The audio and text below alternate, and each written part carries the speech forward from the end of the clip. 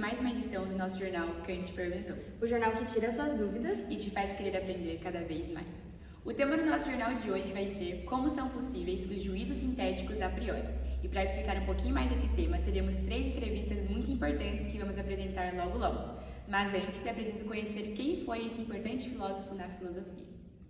Nascido na cidade de Königsberg, na Prússia Oriental em 22 de abril de 1724, Immanuel Kant é considerado o divisor de águas da história da filosofia e é considerado um dos maiores filósofos da modernidade. Aos 16 anos, ele entrou na faculdade de teologia para aprofundar os seus estudos.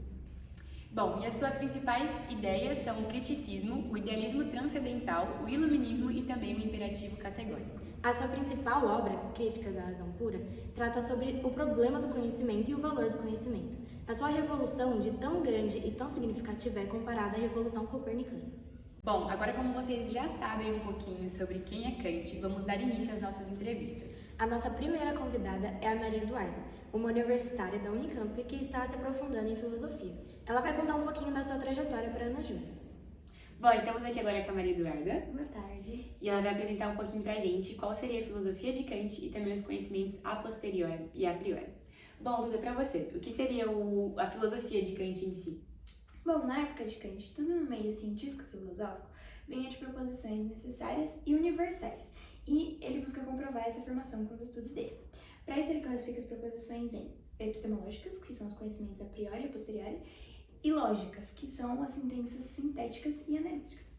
Para entendermos a sua teoria, precisamos fazer uma breve introdução à teoria de David Hume, as chamadas categorias do entendimento. Nela, ele divide o conhecimento, que é a nossa capacidade de conhecer algo, em 2 partes: relações de ideias, que são os conhecimentos a priori, e questões de fato, que são os conhecimentos a posteriori. A partir disso, Hume postula sua teoria e relaciona o nosso conhecimento a priori com sentenças analíticas e o nosso conhecimento a posteriori com sentenças sintéticas. O que Kant vai fazer em seu estudo é analisar a possibilidade dessa relação feita por Hume ocorrer ao contrário, ou seja, a posteriori com sentenças analíticas e a priori com sentenças sintéticas. Exatamente, muito obrigada. Bom, para a segunda pergunta, a gente vai querer saber o que seriam esses conhecimentos a priori e a posteriori e também qual seria a diferença entre eles, se você puder estar falando um pouquinho pra gente. Bom, basicamente, a gente pode definir o conhecimento a priori como a capacidade que a gente tem de conhecer as coisas sem depender da experimentação dela. São os tipos de conhecimento que podemos definir simplesmente pela nossa razão ou pensamento. Já o conhecimento a posteriori se trata de todo tipo de conhecimento que precisamos experimentar primeiro através dos nossos sentidos para conhecermos de fato. Para você conseguir entender melhor, eu posso dar 2 exemplos de cada. O exemplo de um conhecimento a priori, por exemplo, na sentença "meu pediatra é médico". A gente pode determinar que o pediatra é um médico que cuida das crianças sem necessariamente conhecer ele, através de uma análise do significado da palavra. Portanto, essa afirmação não agrega nenhum conhecimento novo, somente afirmações lógicas, afinal, sabemos que um pediatra faz parte da ideia de ser médico. Agora, um exemplo de conhecimento a posteriori. Meu pediatra tem 45 anos. Não podemos ter conhecimento disso somente por uma análise da definição da palavra. A gente tem que ter uma experiência com o mundo em relação a isso.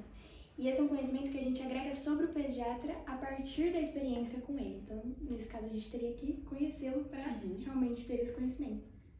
Muito obrigada mais uma vez. Bom, Duda, a última pergunta, porém não menos importante. A gente quer saber também um pouquinho qual que seria, o grande problema para Kant na teoria de Hume.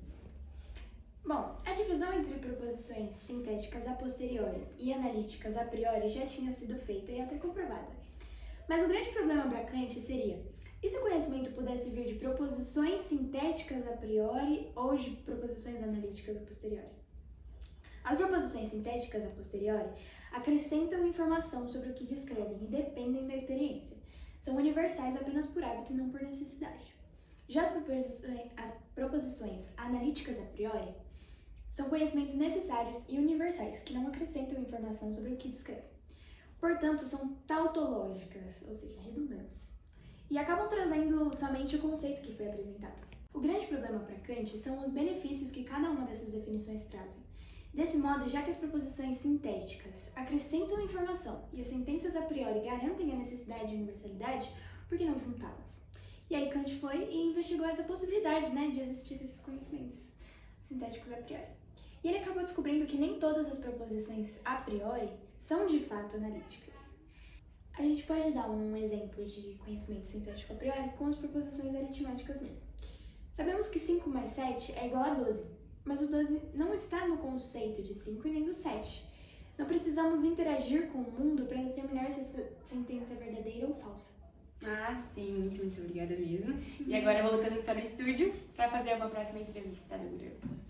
Bom, para nossa próxima conversa, vamos chamar a estudante Ana Clara, que estuda na melhor escola técnica de Paulínia, o CEMEP. Ela se destacou muito nos estudos sobre filosofia e vai conversar um pouquinho com a gente sobre o tema do jornal de hoje. Bom, continuando agora a nossa sequência de entrevistas, estamos aqui com a Ana Clara, que estuda no CEMEP. A gente vai continuar agora falando sobre a filosofia de Kant. Bom, a gente sabe que ele analisa o processo humano do conhecimento. E para isso acontecer, ele propõe uma filosofia transcendental. E para iniciar, ele distingue juízos analíticos e sintéticos. Queria te perguntar qual é a diferença entre eles.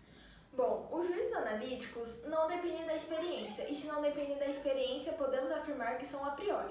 E se são a priori, não podem ser conhecidos ou não geram conhecimento. Por exemplo, todo triângulo tem 3 lados. Nada foi informado, pois todo triângulo tem 3 lados. Já os juízos sintéticos dependem da experiência, e se dependem da experiência, logo são posteriori. O exemplo é: a garrafa é verde. Algo novo foi informado, pois nem todas as garrafas são verdes. Certo. Muito obrigada. Vamos agora para a próxima pergunta. Como Kant contribuiu para o ceticismo e qual é essa relação entre o conhecimento puro e o conhecimento empírico que ele descreve em toda a sua obra? No início do livro, Kant faz a distinção entre o conhecimento empírico e o conhecimento puro. O conhecimento empírico é o que provém da experiência, já o conhecimento puro é o que não depende da experiência, mas é anterior a ela. Kant afirma que as experiências são fontes do conhecimento humano. Isso não torna o filósofo empírico, mas com isso ele elabora o criticismo. Ah, o criticismo, a doutrina filosófica que nega todo o conhecimento, cujos fundamentos não tenham sido analisados criticamente, certo? Isso mesmo. Esse método foi criado para investigar os fundamentos do conhecimento e para superar tanto o empirismo quanto o racionalismo. O criticismo questiona seu objeto de estudo, isto é, o próprio conhecimento e seus limites. Certo, muito obrigada. Voltamos para o estúdio.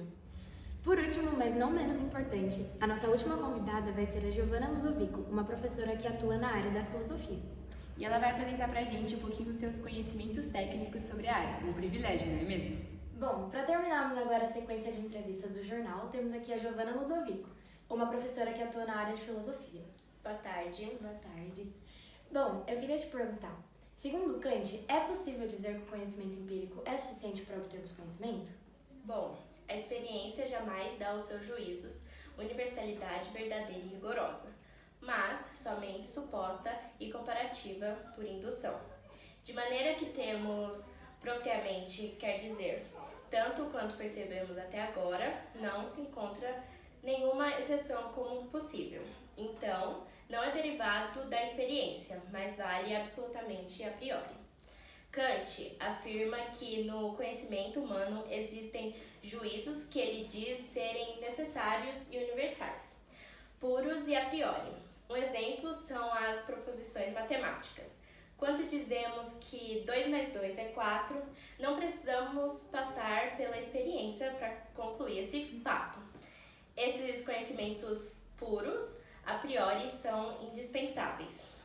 Entendi, então. Muito obrigada pela sua pergunta. Agora temos a segunda pergunta. Se a gente não pode tirar o nosso conhecimento a priori e a experiência não é suficiente, qual juízo se fundamenta a ciência do conhecimento?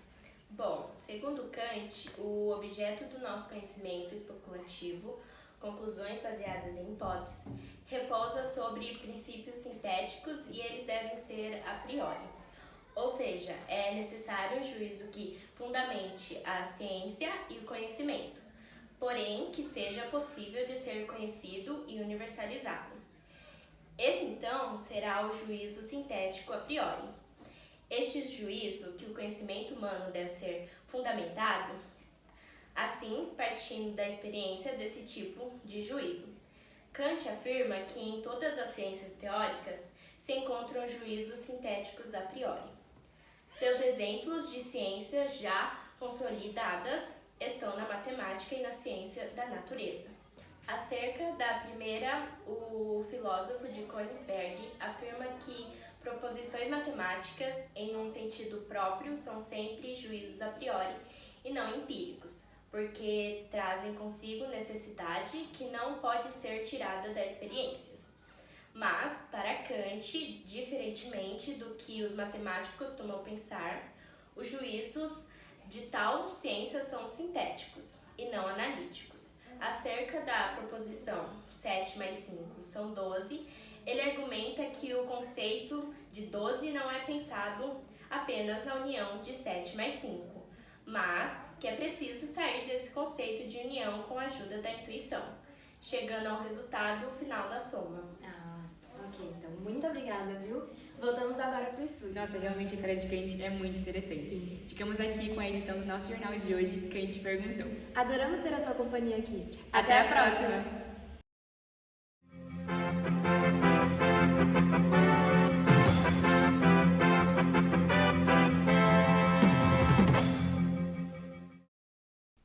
Bom, após a edição desse jornal que a gente perguntou, a gente veio trazer um resumão da nossa apresentação para esclarecer melhor as ideias. Então, como são possíveis, os juízos sintéticos a priori? Bom, a gente tem os conteúdos principais, que estão divididos em 6, que o tema 1 é filosofia de Kant, o tema 2, conhecimento a priori e a posteriori, o tema 3, juízos analíticos e sintéticos, o tema 4, conhecimento puro e analítico, o tema 5, Kant e a teoria de Hume, e também o tema 6, que é qual o juízo que fundamenta a ciência do conhecimento. Bom, a filosofia de Kant, ela está resumida mais ou menos sobre Kant, que é o divisor de águas da filosofia em si. E a sua principal obra é a Crítica da Razão Pura, o que facilita um pouquinho sobre o que Kant vai falar. Então, a gente também tem a epistemológicas, que são a priori e a posteriori, que é essa subdivisão, e também as lógicas, que são as sintéticas e analíticas. E a gente tem um grande papel de David Hume, que influencia bem no pensamento de Kant sobre a categoria do entendimento, que facilita na hora de compreender também. Então, a gente também tem o conhecimento a priori e a posteriori, e aqui a gente sabe que o conhecimento é dividido em duas partes, que são as relações de ideias, que é a priori, e as questões de fato, que é a posteriori. Aí a gente também tem essa divisão, entre a priori e analítico e a posteriori e sintética. Bom, a priori, então, é a capacidade de conhecer as coisas sem ter a experiência com ela. E a posteriori é o conhecimento que depende da experiência. Então, como tema 3, juízos analíticos e sintéticos, a gente tem que existem, sintéticas a priori e analíticas a posteriori. Então, as sintéticas, elas acrescentam informação e a priori garantem a universalidade. E também a gente tem que nem todas as proposições a priori são de fato analíticas. E aí entra também o conceito dos juízos analíticos, que não dependem da experiência a priori, e os juízos sintéticos, que dependem, no caso, da experiência a posteriori. Então, como tema 4, conhecimento puro e analítico, a gente tem que o conhecimento empírico é aquele que provém das experiências e o conhecimento puro é aquele que não depende da experiência, mas é anterior a ela. Então, o método foi criado para investigar os fundamentos do conhecimento e também para superar tanto o empirismo quanto o racionalismo. E o criticismo, então, ele questiona o seu objeto de estudo, ou seja, o próprio conhecimento e seus limites. O tema 5, que é Kant e a teoria de Hume, a gente tem que as proposições sintéticas acrescentam informação, e as sentenças a priori garantem necessidade e universalidade. Então, Kant investigou a possibilidade de existir conhecimentos sintéticos a priori. Então, ele acabou descobrindo que nem todas as proposições a priori são de fato analíticas. E, por fim, qual juízo fundamenta a ciência do conhecimento? A gente tem que é necessário um juízo que fundamente a ciência e o conhecimento, obviamente, porém que seja possível de ser conhecido e universalizado. Então, esse será o juízo sintético a priori, que é o juízo que o conhecimento humano deve ser fundamentado. Então, a gente também tem essa citação famosa que as proposições matemáticas em um sentido próprio são sempre juízos a priori e não empíricos, porque trazem consigo necessidade que não pode ser tirada da experiência. E também acerca da proposição 7 mais 5 igual a 12, que ele argumenta que o conceito de 12 não é pensado apenas na união de 7 mais 5, mas que é preciso sair desse conceito de união com a ajuda da intuição, chegando ao resultado, que é o final da soma. Então é isso e muito obrigada pela atenção. Logo são posteriori. Por exemplo, a garrafa é verde. Algo novo, avisado. Ai, não consigo enxergar. Necessário. Ah, não, gente. 1, 2, 3 e vai. Edição do nosso jornal, Kant perguntou. Os juízos a priori. Os juízos sintéticos. Não, lembra? Sintético. Os juízos sintéticos a priori. Vai de novo. 1, 2, 3 e. Iniciando mais um. Desculpa, vai de novo. Não, vai conhecer aqui. Gente, sério.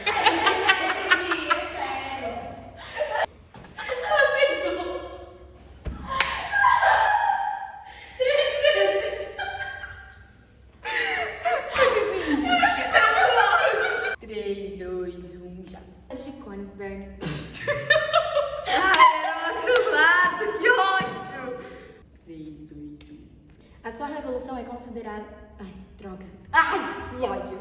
Eu errei, mas a primeira parte eu fiz. Ficou muito boa. Mais. No tema não. 3, 2, 1, já. A sua revolução é considerada... É comparada... Ai, que... Nossa, que ódio. Nossa, que ódio. 3, 2, 1 e já. Glória a Deus, meu Deus. Nossa. 3, 2, 1 e já. 3, 2, 1 e já. 3, 2, 1 e já. 3, 2, 1 e já. 2, 3, 2, 1 e já. 3, 2, 1 e já. 3, 2, 1 e já. Já o conhecimento a priori. Vai. 3, 2, 1 e já. 3, 2, 1 e já. Desse modo, já que as proposições analíticas Continua, começa daqui. e analíticas a priori. Na Sintéticas a posteriores e analíticas a priori. Acabou de dizer. Acrescentam informação sobre o que já devem. Escrevem. Começa daqui de novo. Verdade. Já as proposições. Relaxa, começa do mesmo jeito. 3, 2, 1 e já. Bom, Duda, não menos importante. Nossa! Saber também qual que é o grande problema para Kant na teoria de... Kant! Ah, não.